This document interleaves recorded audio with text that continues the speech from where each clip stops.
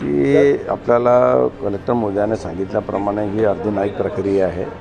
Validity committee सगळ्याच ज्यांची caste certificate इथे व्हेरिफिकेशनसाठी जातं त्याच्यात छाननी करण्यात येते आणि यांच्या बाबतीत तर तक्रारी पण झालेल्या होत्या।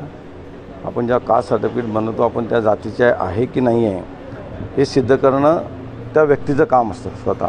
तर मी एक SC म्हणून जेव्हा कास्ट सर्टिफिकेट घेतो तर व्हॅलिडिटी कमिटीकडे मी SC आहे की नाही हे सिद्ध करणं माझं काम असतं।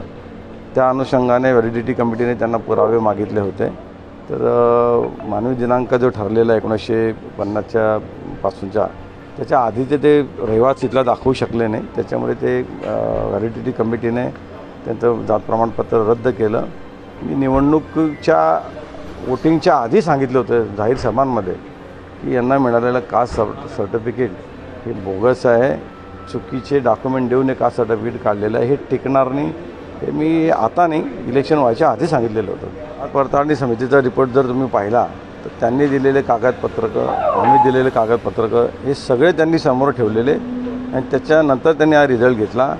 ह्या मॅडमचाच नाही, गायत्री गौर यांचाच नाही, त्यांच्या भावाच्याही व्हॅलिडिटी असंच रद्द झालेलं आहे। तेव्हा आता काही माझा संबंधही नव्हता। त्याच्या चुलत भावातही त्यांनी व्हॅलिडिटी रद्द केलेली आहे, OBCची ती पण। त्याच्या काकांनी पण असं सर्टिफिकेट काढलेलं आहे। तेव्हा तर आमचा काही संबंधही नव्हता। साधारणतः 2-2.5 वर्षापूर्वीचे काका माझ्याकडेच आले होते की व्हॅलिडिटी मिळत नाही आम्हाला, ती मिळवण्यासाठी मदत करा म्हणून। तेव्हा ती कागदपत्रकं पाहिल्यानंतर कळलं होतं की तुम्ही इथले नाही आहे, मूळचे, त्याच्यामुळे तुम्हाला मिळणार नाही। प्रत्येक राज्याचं रिझर्वेशनचं एक क्रायटेरिया ठरलेला असो, कोणत्याच त्यांनी अनेक ज्या जाती आहे प्रत्येक राज्याच्या वेगवेगळ्या जातीला रिझर्वेशन ठेवलेलं आहे। त्या अनुषंगाने जर इथल्या रिझर्वेशनमध्ये बाहेर राज्यातले जर रिझर्वेशनचे जर आलं तरी मला वाटतं प्रथा चुकीची पडेल।